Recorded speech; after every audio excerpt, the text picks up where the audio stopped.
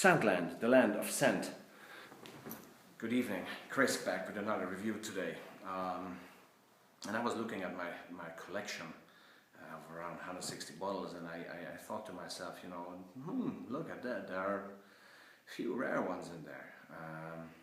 And you know, when I look at these rare ones and when I look at the collection and you know the different niche designer, mainstream, celebrity and all those bottles, I always get, you know, transported back in time.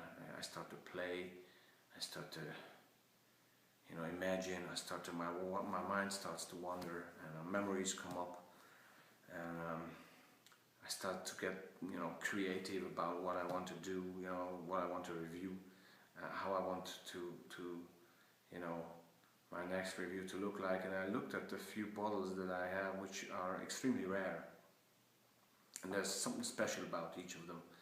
And I decided to take a look at 5 again today, which are, you know, it's 4 designer ones and 1 celebrity fragrance today that are already maybe discontinued or still available, but hardly, very difficult to get, and basically fragrances that, you know, are not out there as much anymore, or yet, or you know, they're hidden and they're not very well known, yet they deserve a little bit of attention, and since I have access to them, I would like them to be introduced to you through myself.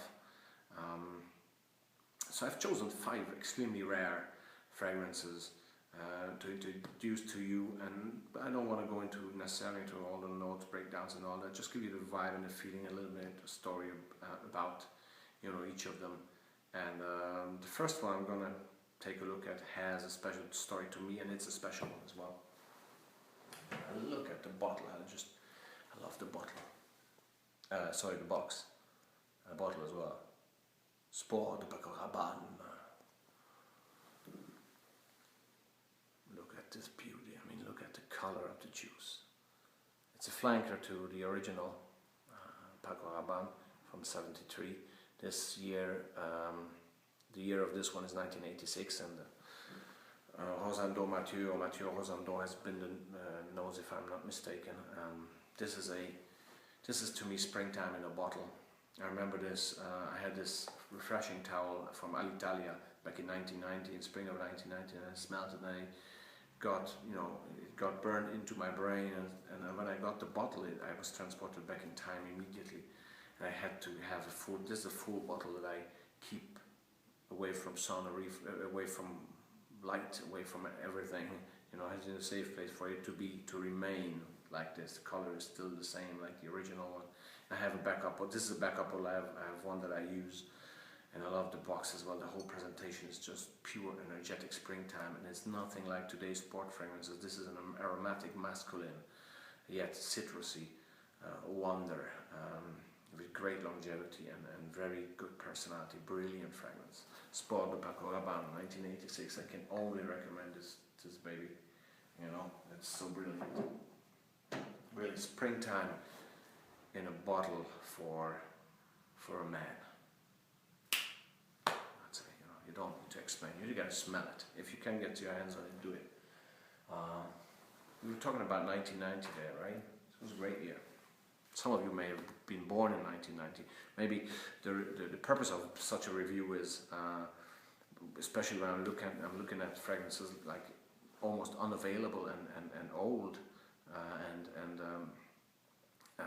you know, going back to the 80s and early 90s, you know, maybe there's a new generation out there who has never smelled this, so this is for you as well, and for us old people, if I may say so, for us it's a little bit of a nostalgic voyage. It's a voyage, it's traveling back in time and getting old memories going, I think, and I love this. This is why I love this review as well, especially on these rare ones.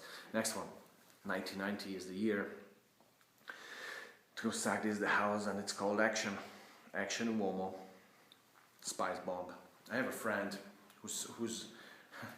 whom knows this fragrance, and he said that he was when he's traveling back to his grandma on the countryside, and he goes into her house, and she's cooking, you know, and he's asking her, oh, what you cooking is great, you know, smells amazing, like, and what you gonna cook? What are the ingredients? And then the grandma says, just look in the cupboard there are all the spices in there. So he opens the cupboard and he has all the spices, like, you know, and they're so dense. This fragrance is very dense, very spicy, very manly. It has a great touch of oak moss as well in there. So today, it couldn't have been made today. It's not dated. It's dated in the positive way of the word. You know, in the fragrance community, something that is dated, it's not necessarily a wrong thing. You know, it just means that according to today's taste, or yeah, the style of fragrances that are coming out today, this could not be of today, and that's what I love about it, you know, and then it does it in such a natural, good, you know, way. It's very Italian, extremely Italian, spicy, manly, with a nice oak moss there. Yeah, you know, it's well marinated still. Just don't overspray. It's almost unavailable. This one's gone. It has a brother called Action Sport, but I didn't want to do that because we have already a sport fragrance. I just love this to bits as well. I wore this to this year's Metallica concert in Vienna, and remembers me of that, but it remembers me of the early and mid 90s when I wore this. Great Italian spicy. You know, it's in the vein of Fendi Uomo, or fragrances from the 90s or 80s. Gianfranco Ferri, Man. You know, these dense, spicy yet fresh, sophisticated Italians. Trossardi, Nicola Trossardi.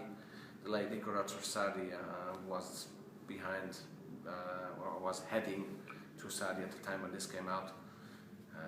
He's gone for a long time now, but this is still, you know, his heritage. Great job. Next one, let's keep on staying with the Italians, right? And I get a laugh when I see this bottle. I don't know, not because of the bottle. Fendi Teorema. Year of 2001, and Jacques Cavalier is I think the nose on this one,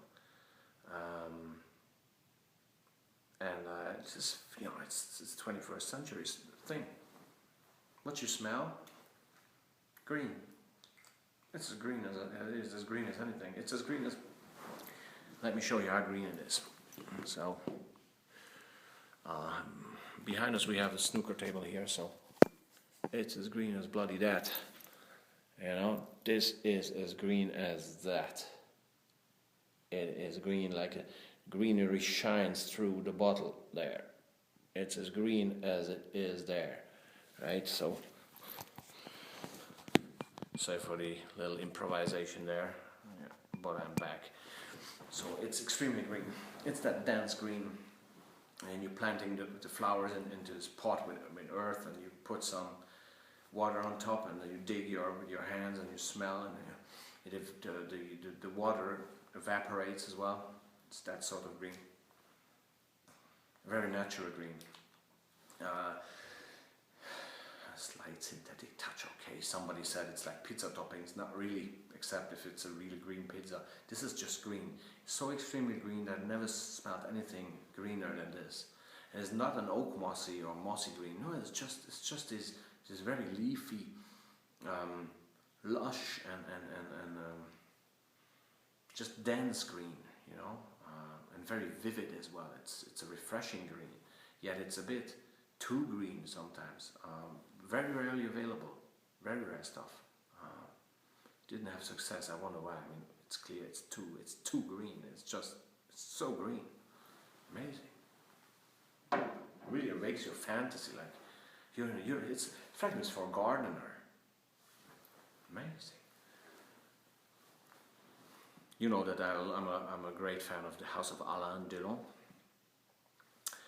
Next fragrance, Alain Delon Samurai Katana. Beautiful bottle there. It's the same bottle like, it's a flanker from the original Samurai from 1995, which it's a great peppery, refreshing fragrance done by Christine Nagel. I don't know the nose of this one. This came out a few years ago, and in Europe it's only available, I've only seen it in France. The rest of Europe is nothing, and Asia is another point where it's still available because the Alain Delon fragrances are very popular there, and Alain Delon himself is very popular there. But this is a flanker, and Samurai Katana. The word Katana means the English samurai sword. In English, it means the Japanese samurai sword, Katana. So it's supposed to be a very masculine. You even call it. It's a very nice bottle as well. Very nice. Same as the original Samurai, just this dark feeling to it. And the fragrance itself, it's a slightly, it's not comparable to anything. It's a slightly powdery rose with woods. And that's what's happening here. Very good longevity and sillage and projection on this one. Actually in all of those. That's something important to me, that these aspects work well, and I have only a few fragrances in my collection that are not doing a good job on that one. I'll do another review on those, but Samurai Katana, extremely rare and extremely good. Celebrity, but you know, the top-notch celebrity. Alain Delon, I mean, top-notch ever since it has been founded in 1979. This is a recent release, so it's not discontinued, but it's very hardly available. Yep, Alain Delon.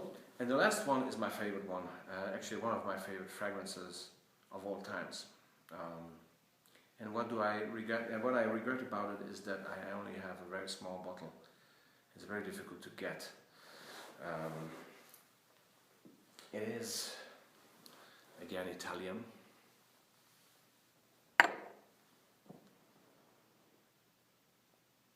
Nino Cerruti, the original Nino Cerruti.